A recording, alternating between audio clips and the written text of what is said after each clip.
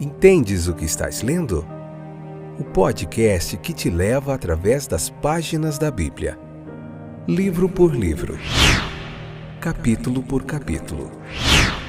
Uma exposição bíblica emocionante.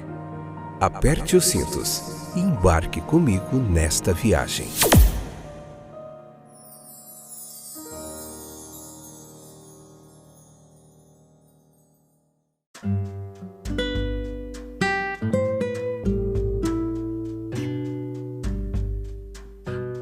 Olá, estou de volta, meus queridos amigos e amigas, companheiros de viagem através das páginas da Bíblia. Estamos de volta.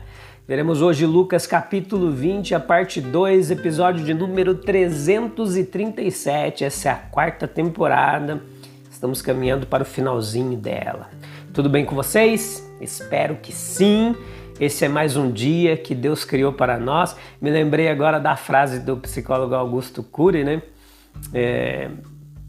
Ele que fala muito sobre inteligência emocional, e ele falou que os pássaros, para nós sermos como os pássaros, copiar o exemplo deles, que enfrentam tempestades, enfrentam perdas, mas todas as manhãs, mesmo tendo motivos para reclamar, eles cantam em agradecimento a Deus por mais um dia.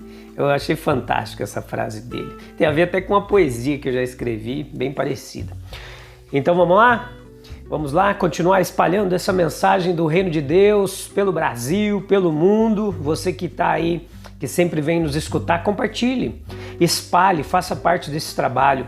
Você estará espalhando o Reino de Deus, espalhando a palavra de Deus, ajudando a propagar o Reino de Deus. E você acaba fazendo parte deste trabalho também. Nós queremos alcançar milhares de vidas com a palavra de Deus e que essa palavra proporcione transformação, renovação, cura, porque é assim que nós cremos e acreditamos. Essa palavra já está em vários lugares do Brasil e do mundo, mas eu ainda acredito que ela pode alcançar muito mais gente com a sua colaboração, tá bom? Então hoje vamos ver esse contato e conflito com Cristo. Lucas capítulo 20 a gente está vendo, tá bom? O segundo episódio, vamos lá. Então Cristo ele deseja ser a pedra angular ou a pedra fundamental sobre a qual repousa toda a estrutura de nosso caráter e de nosso destino. Nós vimos um pouquinho disso no episódio anterior. Se nós exercermos, meus queridos, uma fé viva nele, nós descobriremos que ele é tudo isso para nós. Construindo sobre ele, a nossa confiança no amor perdoador de Deus estará bem fundamentada e a nossa paz de espírito estará segura. Construindo sobre ele, o nosso caráter será forte e santo. A nossa vida será útil e nobre. Repousando sobre ele, nossas almas serão sustentadas em horas de provação. Permanecendo nele, nós teremos paz no final de nossa vida. Afastar-se dele é privar-se do melhor, é roubar de nós mesmos os motivos mais elevados de retidão e valor espiritual, das fontes mais profundas de bondade e beleza, das influências mais celestiais que podem soprar sobre a alma, das alegrias mais puras e mais elevadas que podem encher o coração, as atividades mais nobres que podem ocupar e coroar a nossa vida. Rejeitá-lo, seja por uma recusa deliberada e determinada ou por uma procrastinação tola e culpada, é fazer um mal consciente a nós mesmos, é ferir a nossa consciência, enfraquecer nossa vontade, sofrer constante deterioração espiritual. Estar se movendo ao longo dessa ladeira descendente que termina na escuridão da mente e no desespero de si mesmo. Desobedecer aos mandamentos de Cristo é entrar em colisão com aquelas leis de Deus que também são leis de nossa natureza espiritual. Toda e qualquer infração das quais é acompanhada de injúria interna e grave, por exemplo, odiar nosso irmão sem causa, olhar com olhos lascivos, amar nossa própria vida em vez da causa de Deus e da justiça, Isso é sofrer dano e dano ao espírito. Vá lá, leia o capítulo 20, depois convide mais gente e venha para cá para você entender essa mensagem fantástica da palavra de Deus. Trabalhar contra Cristo e seu evangelho é estar construindo o que será destruído, é cavar e construir na areia com a maré que vai lavar tudo. De modo algum, podemos assumir uma atitude de resistência a Jesus Cristo, sem injuriar nossa própria alma. Pode ser por uma renúncia cruel de tudo que é melhor, ou pode ser por incorrer no julgamento que deve cair e se bronzear na loucura e no pecado. A neve e a geleira, por exemplo, são objetos magníficos para nós contemplar. Mas quão terrível é a avalanche descendente e destrutiva. É simplesmente inevitável, sabe? Que a luz mais brilhante lance a sombra mais profunda.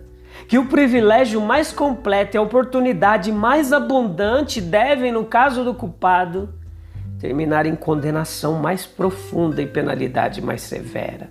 Quando Deus se levantar para julgamento, quando a rocha da insatisfação divina cair, quando a ira do Cordeiro for revelada, então deve ser conhecido o que Deus pretende ser, o que Deus pretende pela destruição eterna de sua presença. Quando Jesus respondeu, dê a César o que é de César, ele não quis dizer que as esferas do secular e do sagrado estão tão separadas que não podemos servir a Deus enquanto estamos servindo o Estado. Que ninguém diga política é política e religião é religião. Esse é um sentimento completamente anticristão. Se devemos comer e beber, se devemos fazer tudo para a glória de Deus, é certo que devemos votar nas eleições, falar nas reuniões, exercer nossos privilégios políticos e cumprir nossos deveres civis, visando a glória de Deus. Nem Cristo quis dizer que essas esferas são tão separadas que um homem não pode estar servindo ao Estado enquanto está engajado no serviço direto de Deus. Pois, de fato, não há maneira pela qual prestamos um serviço tão verdadeiro e grande a todo o corpo político quando estamos empenhados em plantar a verdade divina nas mentes e corações dos homens. Então, estamos semeando as sementes da paz, da sobriedade, de todas as virtudes nacionais, de uma prosperidade real e duradoura. Nem ainda que não haja ocasiões em que possamos agir em oposição ao Estado. O nosso Senhor encorajou seus apóstolos em sua recusa em obedecer ao mandamento injusto. Leia lá em Atos capítulo 5, versículo 28 e 29, no começo da igreja ali, a igreja primitiva. A nossa obrigação para com Deus não entra em conflito com nossa lealdade comum ao poder civil. Se esse último ordenasse apostasia, blasfêmia, uma imoralidade, uma desobediência, se tornaria um dever e poderia se transformar até em heroísmo, como muitas vezes aconteceu. Lucas capítulo 20, do versículo 20 ao 40, nos apresenta um Cristo supremo. Nós vimos na última sessão como nosso Senhor contou uma parábola cuja influência era inequivocadamente contra aqueles líderes religiosos judeus. Eles estão determinados, em consequência, a enredá-lo na discussão de modo a, se possível, trazê-lo ao governador romano. Veja que ao entrar no duvidoso campo do debate com um propósito básico como esse, foi, como mostra a sequência do texto, apenas para ser vencido. Jesus prova ser mais do que páreo para os dois grupos de homens astutos que tentam prendê-lo. Vamos olhar para as vitórias de forma separadamente, presta atenção, e depois para Jesus permanecendo como mestre do campo. Versículo 21 ao 26 é clara a sua vitória sobre o Partido Revolucionário. Esse grupo era composto principalmente de fariseus, correspondiam ao Partido Revolucionário Moderno, em estados estabelecidos ou conquistados. Eles estavam constantemente fomentando sedição, conspirando contra o poder romano, os inimigos jurados de César. Eles vêm então com sua dificuldade sobre o tributo. Mas observe que o seu verdadeiro tributo ao caráter de Cristo em sua pretensa lisonja no versículo 21. Perceba que eles reconhecem na cara dele, de frente para ele, que ele era muito corajoso para fazer distinções entre os homens ou aceitar suas pessoas. Em outras palavras, o testemunho deles é claramente que, como Deus seu Pai, Jesus não fazia acepção de pessoas. Ninguém está apto para ser um professor da verdade, que atende aos gostos dos homens ou respeita suas pessoas. Na bajulação vazia dos fariseus, nós encontramos um rico testemunho da excelência de Jesus. O versículo 22 nos deixa claro que eles desejavam um pretexto para uma revolução. E se ele lhes fornecesse e perecesse por isso, tanto melhor do que eles imaginaram. A baixeza do enredo é evidente. Seus corações são hostis a César, mas eles estão prontos para se tornar informantes contra ele para se livrar de Jesus. Observe com que simplicidade Jesus garante a vitória, mostrando-lhes imediatamente que conhecia os seus projetos. Ele lhes pede que lhes mostrem uma moeda. E em sua pobreza, ele mal possuía nesse momento uma moeda, sobrando para apontar seus ensinamentos. Tendo recebido a moeda, ele pergunta sobre a imagem dela. E recebendo como resposta que era a imagem de César, ele simplesmente os instrui a dar tanto a César quanto a Deus o que é devido. César tem seu domínio, como mostra a moeda.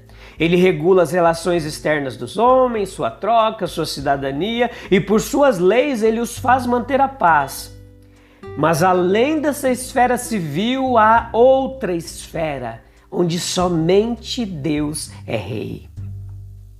Veja depois, versículo 27 ao 38, a sua vitória sobre os saduceus.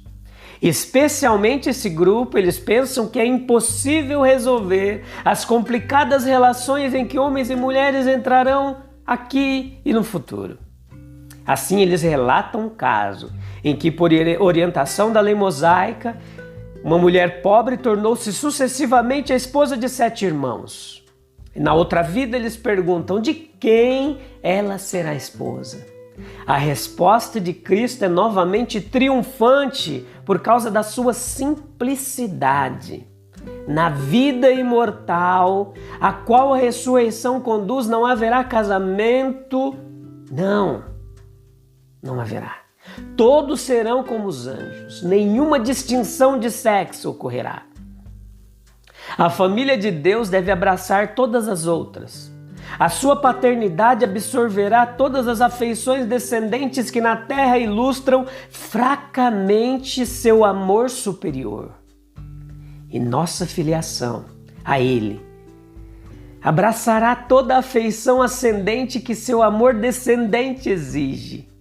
A simplicidade de uma família sagrada na qual Deus é Pai e todos são irmãos. Isto é a base e um dos fundamentos da esperança cristã.